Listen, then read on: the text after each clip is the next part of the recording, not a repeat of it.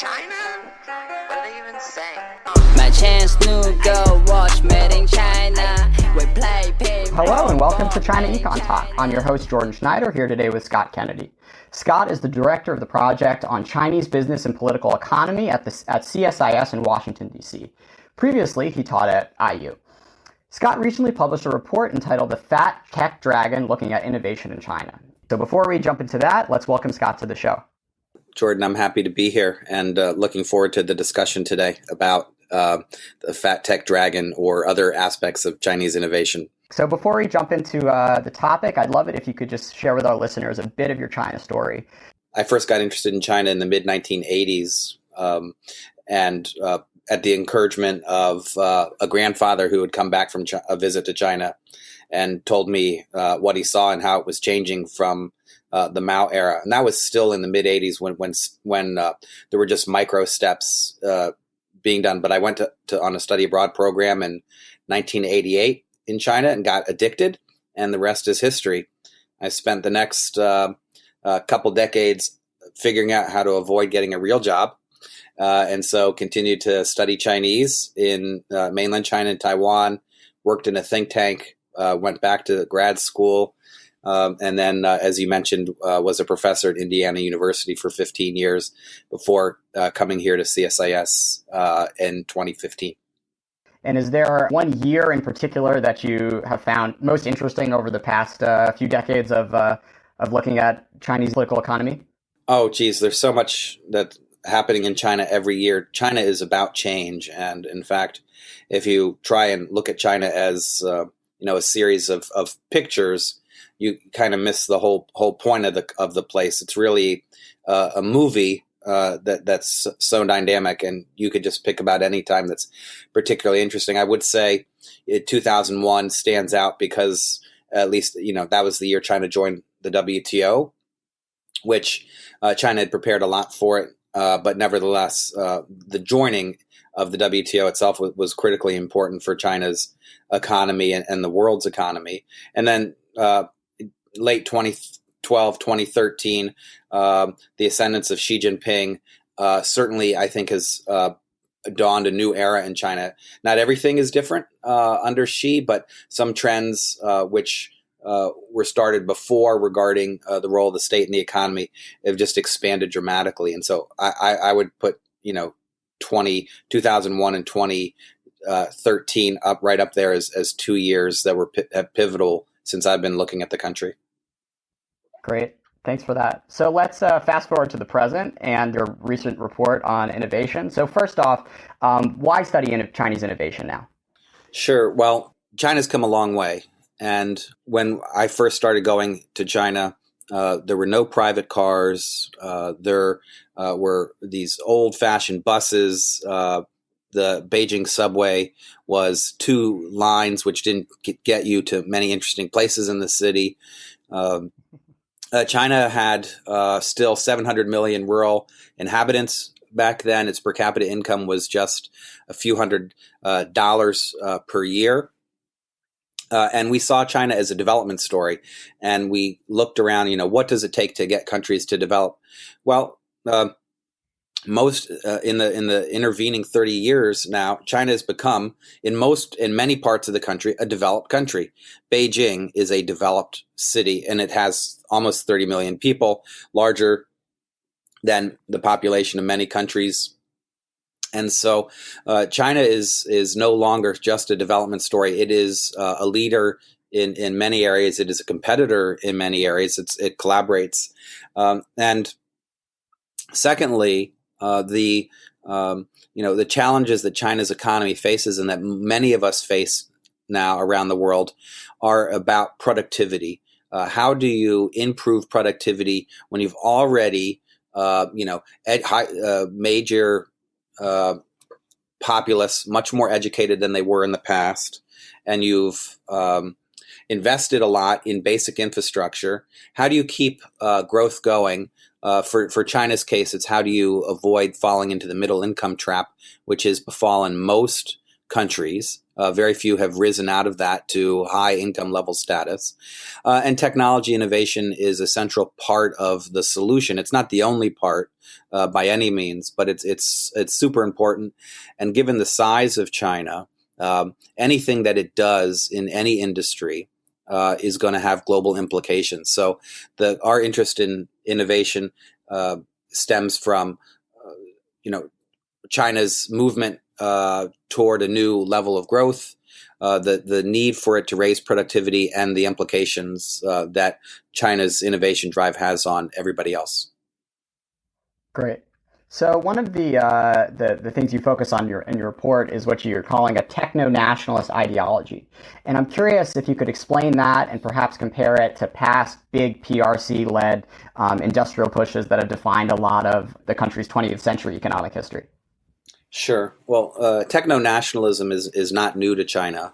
It goes way back. And a lot of people have written about Chinese techno-nationalist policies.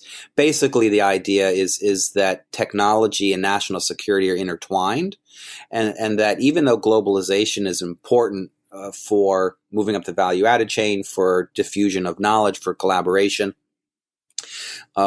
promoting technological advancement serves the national interests, and therefore it's important that many of the technologies which are critical to economic development that also are important to state national security are domestically controlled.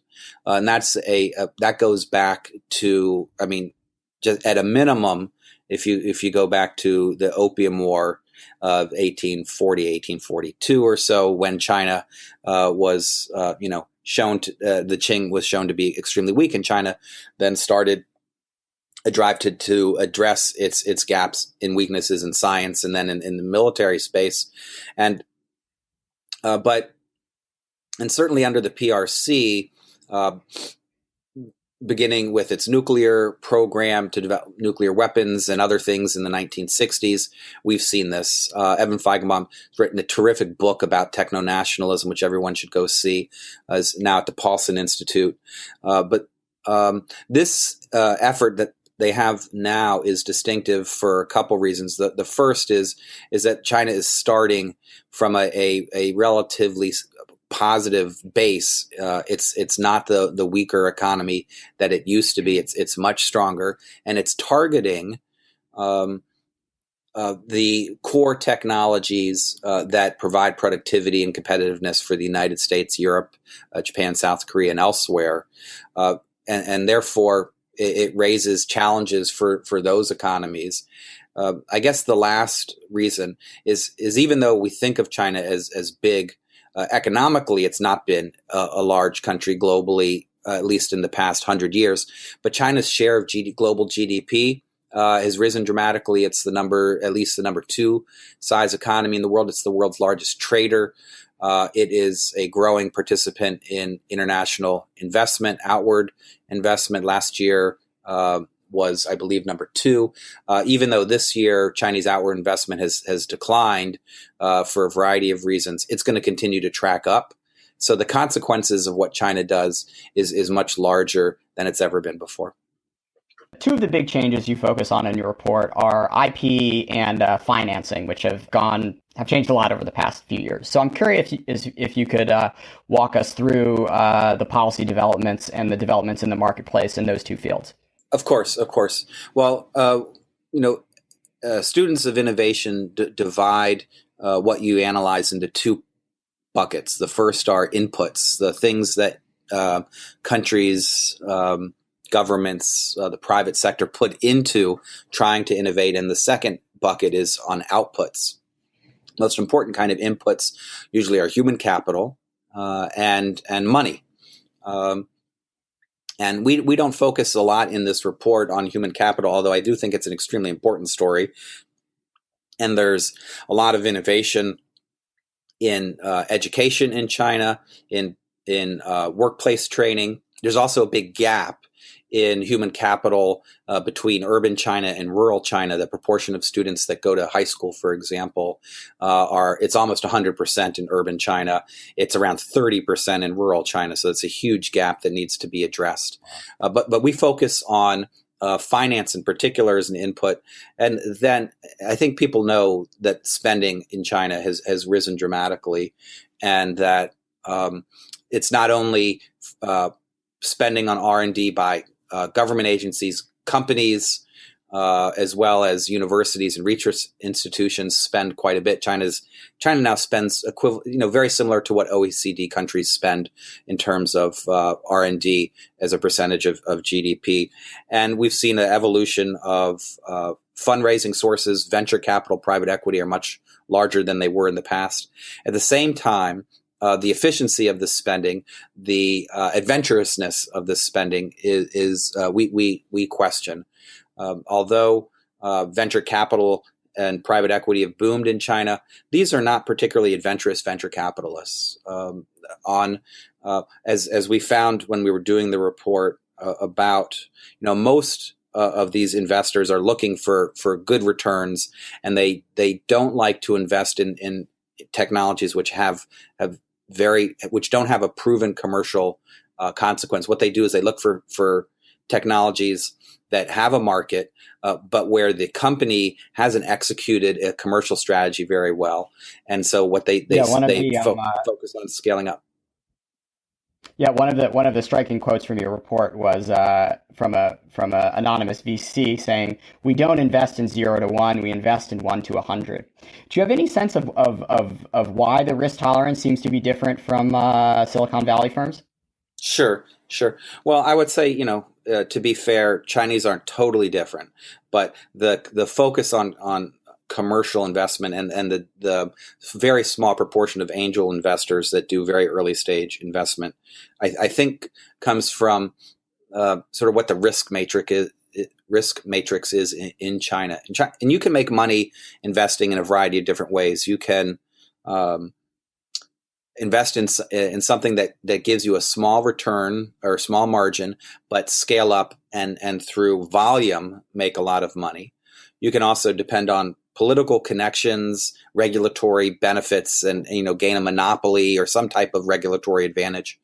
And thirdly, you can innovate. You can bring something new to the market. You can test it out. You can see how it works and benefit from the IP or from something or just from having something that's totally new.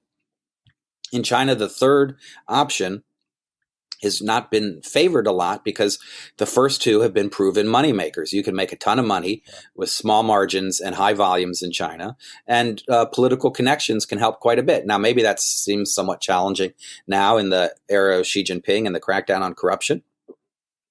But nevertheless, the third option, which based on innovation, is riskier. Now, China does protect IP better than it has in the past, although there's still significant problems, but it is much riskier. And what we noticed with venture capitalists is that the proportion of projects that yield a return in high tech versus traditional industries is about the same, which is quite different from the United States, where the likelihood of success in a high tech venture is much lower, which makes sense because you're dealing with an unproven technology, at least commercially.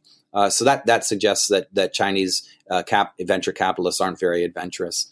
In terms of IP, China's promoted changing its laws for trademarks, copyrights, patents, trade secrets. At the same time, though, and we've also seen a great deal of patenting. China's now the world's #1 filer of patents, but the value of those patents are minuscule compared to the number. So if you're talking about the value of patents in M&A deals, they're almost non-existent in China. If there's a patent infringement case in China, you get very little. Even when you win the case in the United States, the average award for a plaintiff seeking relief is 7.3 million. In China, it's under 100,000 renminbi. So that's very small numbers.